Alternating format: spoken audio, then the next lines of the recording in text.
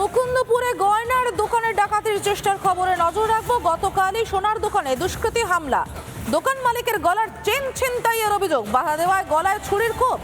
ঘটনায় গ্রেপ্তার এক, তদন্তে লালবাজার। অপরাধের সংখ্যা যে হারে বাড়ছে কলকাতায়, তাতে সাধারণ মানুষের নিরাপত্তা নিয়েই উঠছে প্রশ্ন। ঠিক কি ঘটেছে তুলে ধরেছেন আমাদের প্রতিনিধি সৈকত।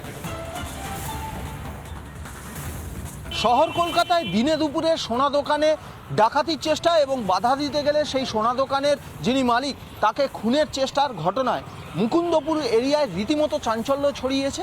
ঘটনার পরদিন আজ সকাল থেকেই এই সোনা দোকানটি বন্ধ এবং গার্ডরেল দিয়ে ঘিরে দেওয়া হয়েছে।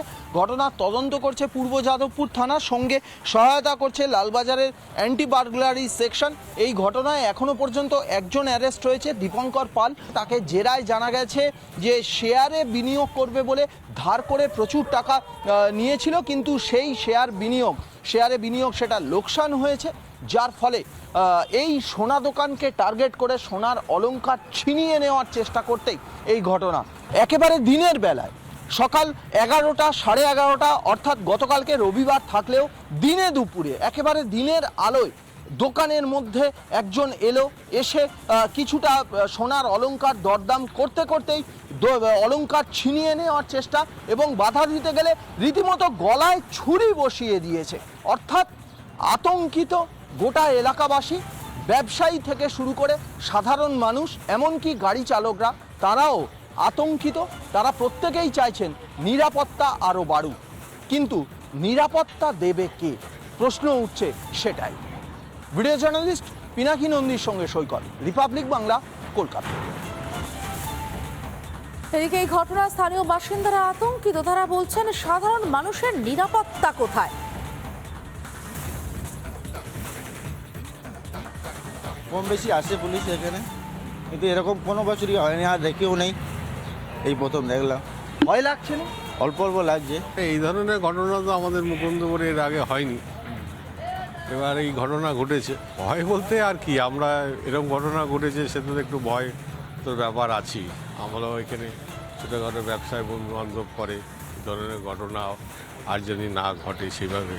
হ্যাঁ, সাধারণ মানুষের একটু ভয় তো লাগবেই। এটা তো সবারই, ধরেন জীবনের মায়া সবারই আছে। মুকুন্দপুরে গয়নার দোকানে ডাকাতির চেষ্টা, গতকাল সোনার দোকানে দুষ্কৃতী হামলা, দোকান মালিককে গলায় চেন ছিনতাইয়ের অভিযোগ, বাধা দেওয়ায় দোকান মালিকের গলায় ছুরির কোপ মারার অভিযোগ। ঘটনায় গ্রেফতার করা হয়েছে একজনকে, তদন্ত শুরু করেছে লালবাজার। অপরাধের সংখ্যা যে হারে বাড়ছে, তাতে সাধারণ মানুষ নিরাপত্তা নিয়ে প্রশ্ন তুলছেন। সরাসরি রয়েছেন আমাদের সঙ্গে আমাদের প্রতিনিধি সৈকত রয়েছেন। সৈকত, লাগাতার বিগত 7 দিনে যেভাবে শহর কলকাতার বুকে অপরাধের সংখ্যা বাড়ছে, তাতে সাধারণ মানুষ নিশ্চিন্তে, তারা কিন্তু এই মুহূর্তে নিরাপত্তাহীনতায় ভুগছে।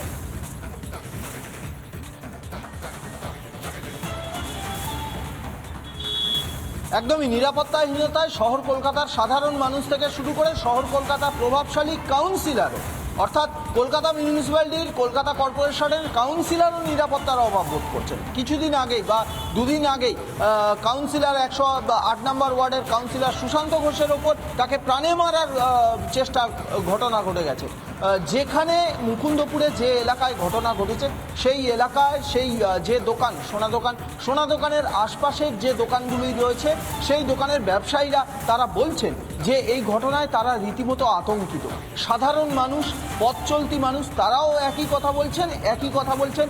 টোটো বা অটো স্ট্যান্ডের যারা গাড়ি চালক, প্রত্যেকেরই দাবি নিরাপত্তা আরও বাড়ানো হোক। কারণ গতকালকে যে ঘটনা ঘটেছে, সকাল 11টা থেকে 11:30টার মধ্যে দিনে দুপুরে দোকানের মধ্যে একজন এলো, এসে সোনা দোকানের অলংকার দেখার চেষ্টা করলো, তারপরে সেটা ছিনিয়ে নেওয়ার চেষ্টা করলো। বাধা দিতে এলে একেবারে অস্ত্র সহ চলে এলো এবং রীতিমতো দোকানের মালিককে গলায় কোপ বসিয়ে দিল। নৃশংস একটা ঘটনা, এবং মুকুন্দপুর আপাতত শান্ত এই জায়গায় এই ধরনের ঘটনা আগে ঘটেনি। অন্তত সাধারণ মানুষ থেকে শুরু করে ব্যবসায়ীরা সেটা বলছেন। তারা বলছেন নিরাপত্তা আরও বাড়ানো হোক, কিন্তু নিরাপত্তাটা দেবে কে? এই মুহূর্তে আমি পূর্ব যাদবপুর থানায় রয়েছি। পূর্ব যাদবপুর থানার তরফ থেকে আধিকারিকরা গতকাল গেছিলেন, একজনকে গ্রেপ্তার করা হয়েছে যে দীপঙ্কর পাল, এই ঘটনার মূল অভিযুক্ত বা এই ব্যবসায়ীর ওপর যে হামলা করেছে সেই দীপঙ্কর পালকে গ্রেপ্তার করা হয়েছে। আজকে তার কোর্ট প্রোডাকশন হবে, কিছুক্ষণের মধ্যেই তাকে মেডিকেলের জন্য তাকে বের করা হবে থানা থেকে। যখন মেডিকেলের জন্য বের করা হবে ডেফিনেটলি আমরা দীপঙ্কর পাল তাকে জিজ্ঞেস করব যে শুধুমাত্র এই শেয়ারে বিনিয়োগ করে লস খাওয়া নাকি অন্য কোনো পুরনো কোনো শত্রুতা রয়েছে, গোটা বিষয়টা তার থেকেই জানার চেষ্টা করব। এখনো পর্যন্ত এই ঘটনায় পূর্ব যাদবপুর থানা তদন্ত করছে, সহায়তা করছে লালবাজারের অ্যান্টি বার্গলারি সেকশনের আধিকারিকরা। তারা গতকালকেই সেখানে গেছিলেন।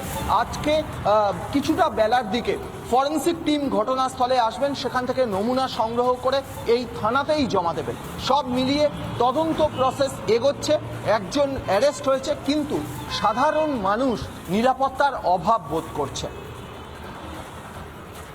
অর্থাৎ বোঝাই যাচ্ছে যেভাবে দিনে দুপুরে ডাকাতের চেষ্টা, অপরদিকে কাউন্সিলরকে লক্ষ্য করে গুলি চালানোর চেষ্টা, তার ফলে কিন্তু সাধারণ যারা মানুষ রয়েছেন, যারা স্থানীয় বাসিন্দারা রয়েছেন, যারা শহর কলকাতায় থাকেন, শুধুমাত্র শহর কলকাতা বললেও ভুল হবে, গোটা রাজ্যের মানুষ কিন্তু এই মুহূর্তে নিরাপত্তাহীনতায় ভুগছেন, তা বলাই বাহুল্য।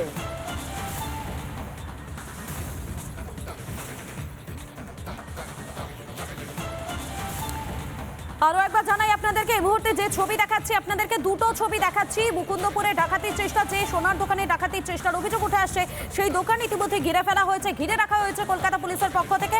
অপরদিকে ঘটনাস্থলে ফরেন্সিকের টিম তারা পৌঁছে যান, ইতিমধ্যে ঘটনায় একজনকে গ্রেফতার করা হয়েছে।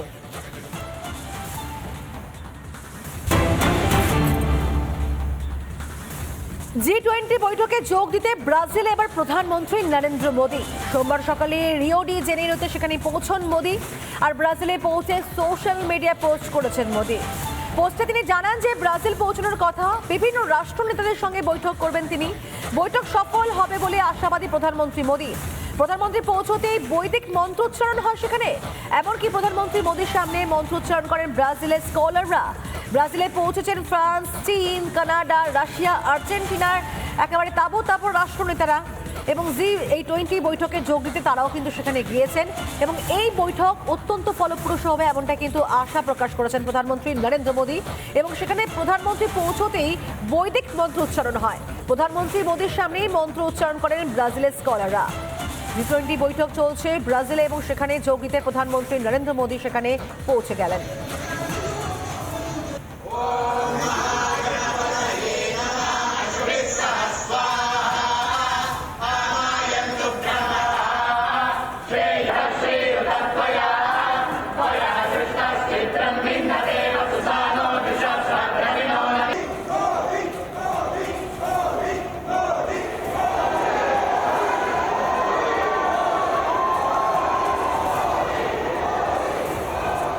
নানা ধরনের কন্টেন্ট দেখার জন্য লাইক করুন, শেয়ার করুন আমাদের ফেসবুক পেজ, সাবস্ক্রাইব করুন আমাদের ইউটিউব চ্যানেল। পাশাপাশি অন্যান্য ব্রেকিং নিউজের জন্য অবশ্যই চোখ রাখুন রিপাবলিক বাংলায়।